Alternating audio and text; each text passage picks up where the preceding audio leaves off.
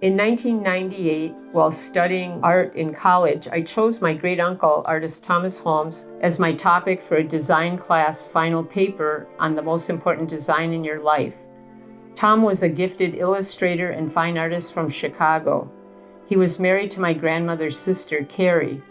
Strangely, I was unable to find Tom's name in over 40 brewing history books about his original creation of the Miller High Life Girl in the Moon. I gave the assistant archivist at Miller Brewing Company a copy of my final design paper. She told me that my family's story was the most credible one she had read. I received an A on my term paper, and this is how I started researching my family's history. When I was growing up, we had this beer tray, and it was my earliest memory of the Girl in the Moon. I always assumed everyone knew Thomas Holmes was the artist, and I looked through over 40 brewing history books and couldn't find his name anywhere. Instead, I read of several accounts of her beginnings. One of the stories goes that a man who worked at Miller was lost in the woods, and he looked up in the sky, and a girl sitting on the moon led him to his safety. No, this is the one they stand behind, is the one in the woods. The name of the brewery advertising manager is printed on an early Miller High Life Girl in the Moon beer tray along the lower inner rim.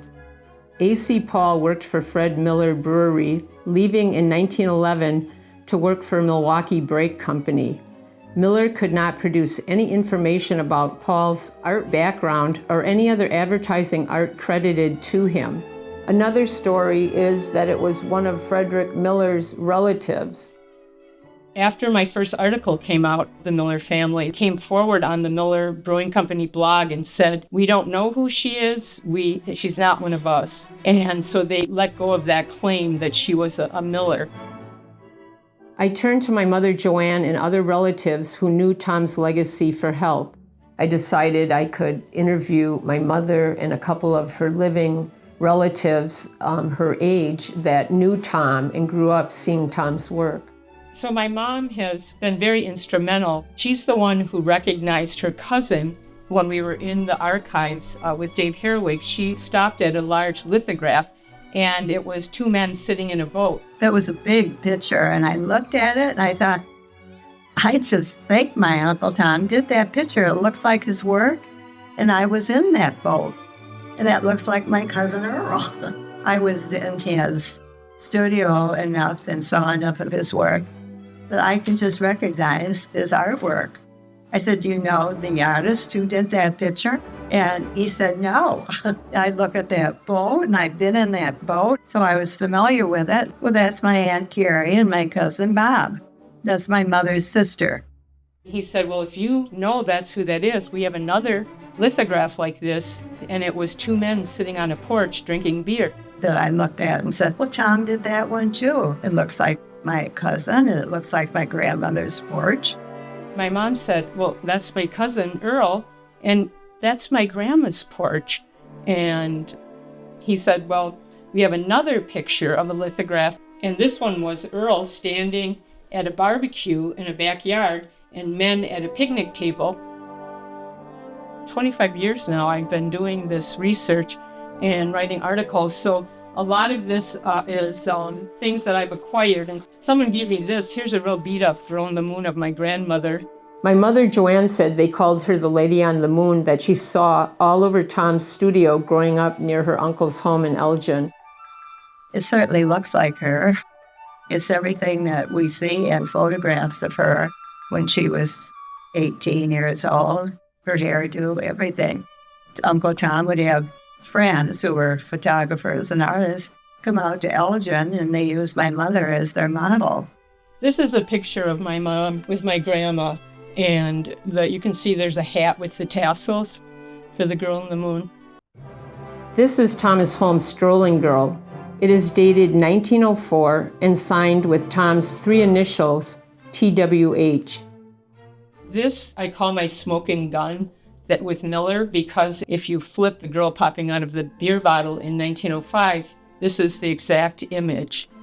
Right here is TWH with a CO, creator of object.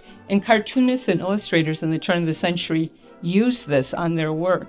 Miller missed it. I'm fortunate that I saw this work and recognized this. My mom's cousin Bob, he has all the diaries of his mother. He also has boxes of letters that Tom would write. Letters would arrive practically weekly between Tom and my mother. They corresponded constantly. My mother saved every letter, every scrap of paper practically she ever came across. Tom would send letters with little drawings in them. Sometimes I found the drawings quite interesting. And that's when my mother told me that Tom was the artist for the Girl in the Moon photo, and that my mother's sister, Ruth, was the model for it. I was told Ruth was Tom's favorite family model.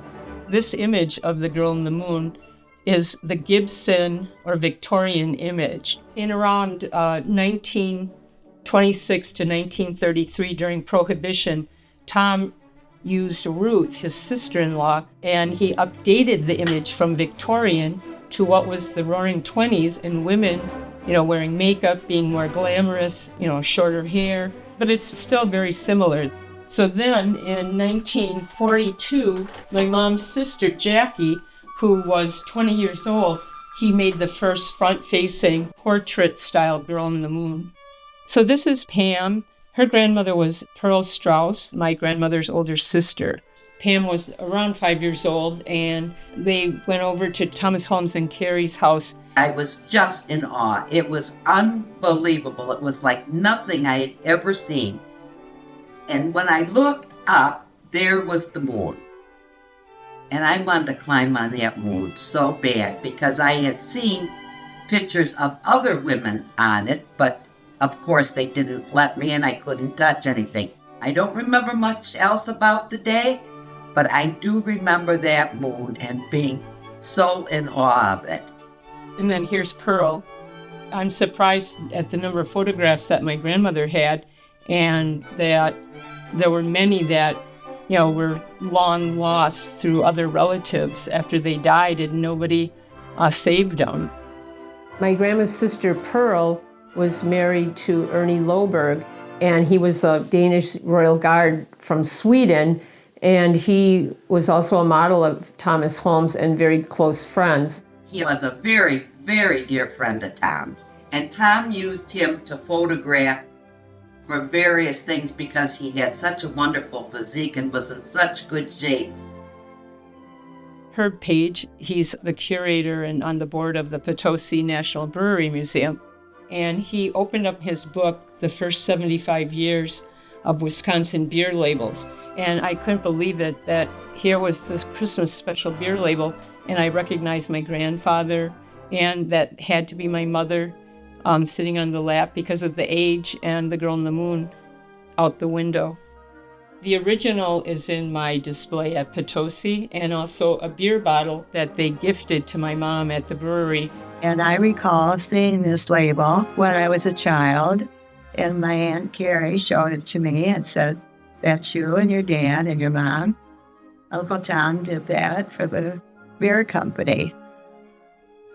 I spoke with the Museum of Wisconsin artist curator prior to the opening of the Art of the Brewery exhibit in 2017. She approached the Miller people about including Thomas Holmes' name on his pre-Prohibition works. They responded that Maua was under contract and they preferred the fantasy tale. All of Tom's pre-Prohibition brewing advertising were identified as unknown artist, lithographer. The curator did use my title, Standing Girl. My grandma's youngest sister, Helen Strauss, wrote this account about her sister Carrie and Thomas Holmes from the Strauss genealogy album. Carrie was the fourth daughter of 9 girls of my parents' 12 children. Carrie was born in 1883. Thomas Holmes married my sister Carrie in 1907 in Elgin, Illinois. He was a wonderful commercial artist, did commercial art in his studio in the Civic Opera Center building in Chicago, Illinois. Tom had a studio in his home in Elgin also. He was very versatile. Tom had worked for newspapers for over 40 years. In the summer, Tom would go to different lakes and paint dunes. I would go with him, because he was courting my sister when I was born, 1901. When my sister Carrie died in 1946, Tom married Blanche Fisher Wright, or Blonnie as everyone called her. She did the illustrations in the first Real Mother Goose in 1916. Tom did the Girl in the Moon on the label of Miller High Life beer commercials. Tom and Blonnie did several children's books. Tom was one of the nicest, caring, interesting persons I've ever known. Tom died in 1968 and Blanche died in 1971. My initial research is now 25 years of trying to credit Thomas Holmes for his most recognized work of his career, that he never lived to see her popularity, never receiving any public recognition for her conception. My greatest wish is that my mother, Joanne, will see the day that her beloved uncle, Thomas Holmes, is finally credited for his most important works.